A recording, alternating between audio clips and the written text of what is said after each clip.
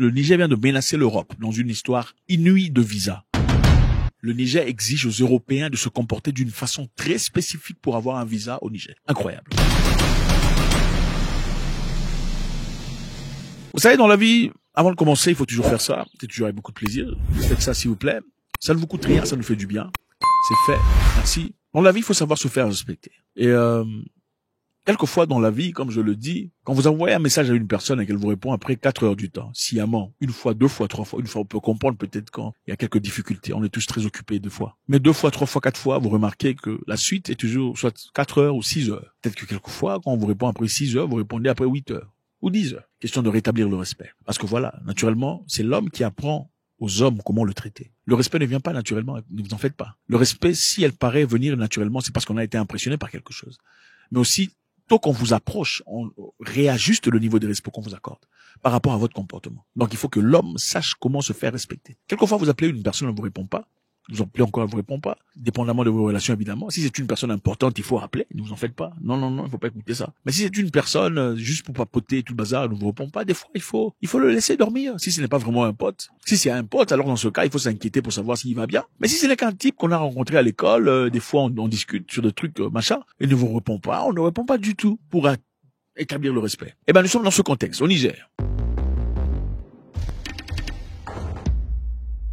Voilà le Niger. Beau pays, très intéressant, un beau peuple. Le Niger menace l'Europe. Pourquoi?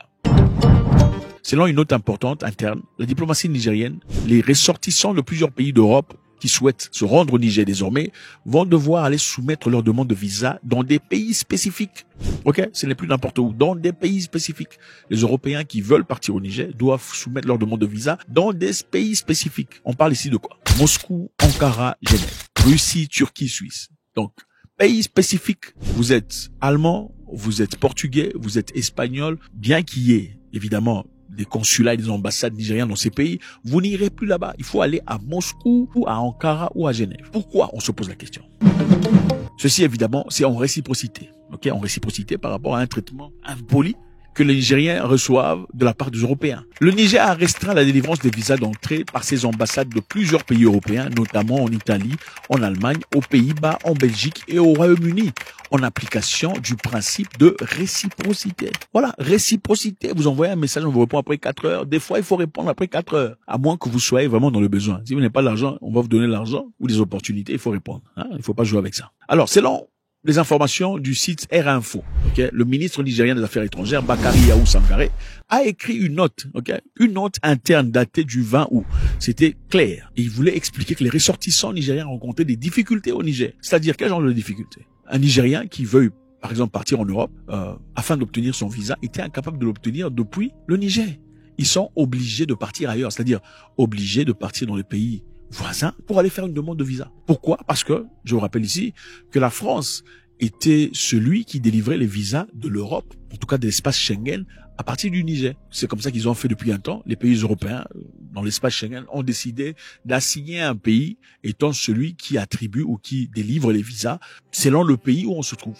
Et au Niger, il s'agissait de la France. Et beaucoup de personnes pensent que c'est peut-être parce que le Niger et la France ont une relation longue, une relation complexe.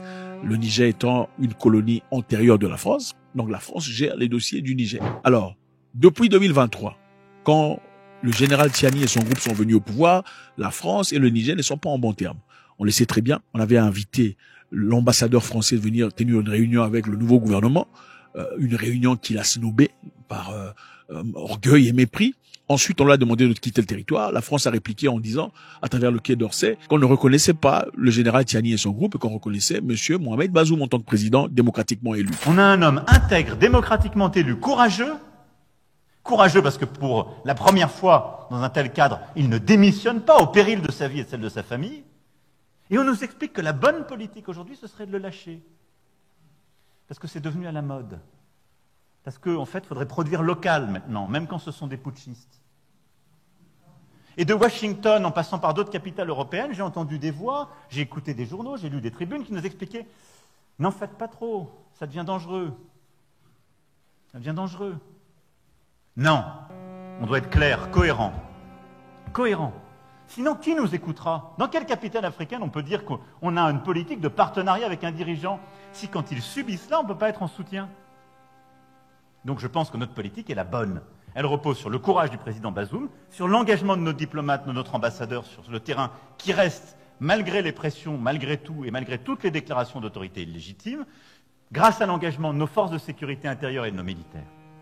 Maintenant, il faut être clair, nous ne sommes pas engagés et il ne faut pas céder à un narratif utilisé par les putschistes qui consisterait à dire notre ennemi est devenu la France. Le problème des Nigériens aujourd'hui sont des putschistes qui les mettent en danger parce qu'ils abandonnent la lutte contre le terrorisme, parce qu'ils abandonnent une politique qui était bonne économiquement pour eux et qui sont en train de perdre tous les financements internationaux qui étaient en train de leur permettre de sortir de la pauvreté. C'est ça la réalité. Et si on ne le dit pas nous avec courage, qui le dira?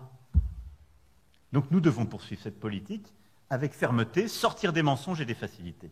Et donc notre politique est simple. On ne reconnaît pas les putschistes. On soutient un président qui n'a pas démissionné, aux côtés duquel nous restons engagés. Et nous soutenons l'action diplomatique, et quand elle le décidera, militaire, de la CEDEAO, dans une approche de partenariat, qui est celle que j'ai présentée en février dernier. Et c'est à partir de là que ça a commencé. Et depuis lors, comme les Européens généralement, se rangent toujours derrière un autre Européen. S'il s'agit ici d'un conflit contre un pays européen et un pays étranger, les Européens ont fait idem. Okay? Ils se sont alliés à la France, dans ce cas, et ont compliqué les choses vis-à-vis du Niger et aux ressortissants nigériens. Dans ce cas, pour avoir un visa, pour aller en Allemagne, il faut passer à travers l'ambassade de la France, mais les choses ont compliqué la relation entre la France et le Niger et au South. Le Niger avait rappelé son ambassadeur, vous connaissez l'histoire. Alors maintenant, c'est la population qui en subit les conséquences. Et dans ce cas, le gouvernement nigérien s'est dit c'est inacceptable. C'est nous, le gouvernement, qui avons un problème avec vous. Ce n'est pas la population. Dans ce cas, puisque vous rendez la tâche difficile à notre peuple, on verra ce qu'on va faire de votre part. On va réciproquer.